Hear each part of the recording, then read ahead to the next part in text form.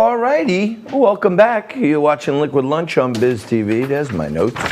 I'm John Tobacco, coming to you live from the Corona Bunker Studios, keeping you up to speed on everything that's going on in the markets. Dow up 350, Bitcoin above 13,000. So nice things are happening there. Everybody's in a holding pattern till tomorrow, because tomorrow's the big day, election day. Turnout. Just want to go through some numbers that I'm hearing in Staten Island, which is a largely Democratic place, 65% Democrat, 35% Republican. But there are some strange positive things popping up all over the place. And right here, in the early voting, where the Democrats typically win big, Republicans have voted to the tune of 61%. And Democrats have voted to the tune of 38%. So there's a 50% lead for the Democrats, even though they're outnumbered. They got way more people turned out already, and the Democrats usually lead that. And I think this is happening all around the country. Now, I want to show you, and after this election, I'm really thinking about doing a whole new show called Fake News. And all we will do is highlight things that the other networks put out as real news, and then we will debunk them and show they are the fake news. It's not a figment of Donald Trump's imagination. They are the fake news. So now, here's Max Rose, freshman congressman, military veteran, reservist. He spent some time in Afghanistan or something. God bless him. Thank you for your service. Okay, he lied to his district here. He's on Morning Joe, okay? And here's how up to speed the fake news is. Watch Mika, Morning Mika, watch her introduction of Max Rose. Watch this. Max Rose of New York. He's in a tough race for re-election in Staten Island, which he flipped blue in 2016, even while Donald Trump had won it handily. Max, great to have you back on the which he flipped blue in 2016. No, he didn't. Sorry, Mika. He first ran for office in 2018. So right off the bat, they don't even know what they're talking about. All they know is they got to put this guy on, give him airtime. He didn't flip anything blue against Donald Trump. He ran in 2018. And then the guy goes on to say it straight up, why Democrats will not pass COVID relief bills. Watch this. There are Democrats right now saying, let's not do COVID relief because we don't want to give this president a win. He just said it. There's Democrats right now in my party, who I vote with 97% of the time. They're not doing the COVID relief because they don't want to give Trump a win. So while Joe Biden's out there telling you about how this COVID is killing people and he's going to do better and everything else, Nancy Pelosi and the folks like her in Washington are not passing a bill which would give relief to you because they don't want to give Trump a win. Sad as it sounds, okay?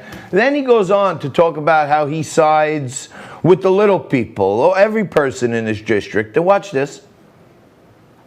Learn how to put the country first. We have to learn how to put people first who can't afford a lobbyist, who can't afford a corporate PAC. And I think that's what we're missing right now. Let's put the people first. 57% of your district voted for Donald Trump. You voted to impeach like Nancy Pelosi's little puppet, but you put the people first. They can't afford a lobbyist. You got plenty of lobbyists. They can't afford a PAC. You got plenty of PACs. The guy took in $693,000 in this cycle from PACs. Okay, he wants to slide this little line about corporate PACs.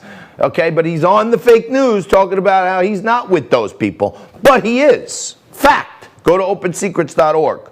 And then finally, this got me like, I had a knot in my throat. Watch this.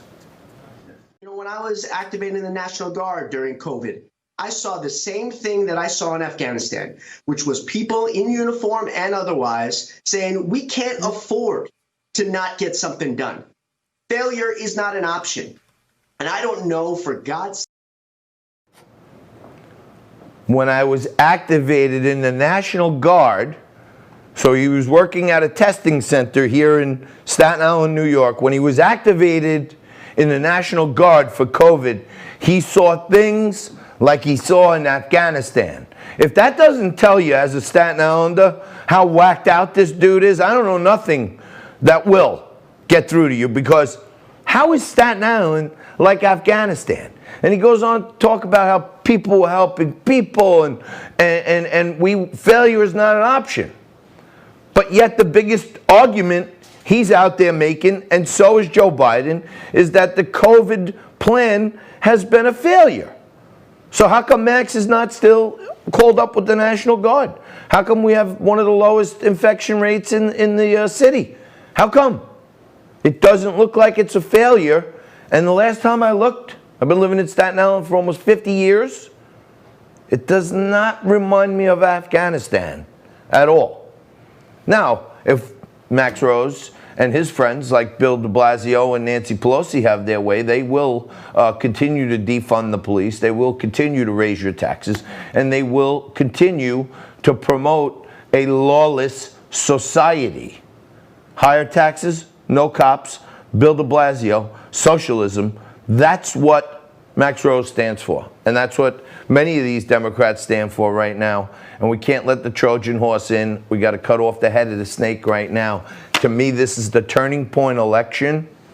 There are huge numbers of brand new voters, like I cited here in Staten Island, who are turning out in droves for Donald Trump. First-time voters, 60% Trump, 40% Biden and blue. Okay, so I don't know. You are a little more focused here in New York, but just pointing out that what you see on the other channel is as fake a news as you can ever get. And when I talk to regular people like Uncle Danny in the middle of Maricopa, and I talk to my buddy Chris, who's right in the heart of it in Hillsborough County in Tampa, those are real people giving me objective views of what's happening.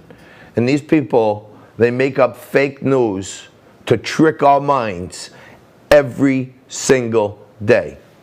Don't believe the hype. Get out there, play like we're trailing, get out there and score. Get to the polls, get a friend, bring them to the polls, and if you could lure a Democrat who isn't going to vote for Biden, but they're not going to vote for Trump, lure them in and get them to come vote with you. Ladies, this is your time where you can get many, many votes, even from Biden supporters, by saying, give me a ride to the polls. And we need every single vote, and it's like a wedding invitation, too. It's a +1. You got to bring a date. Everybody, man, woman, child, whatever, anyone over 18 who can vote, get to the poll and bring a friend. We'll take a quick break. We'll come back right after this with Joe Pinion, Newsmax commentator, political strategist right here on Liquid Lunch.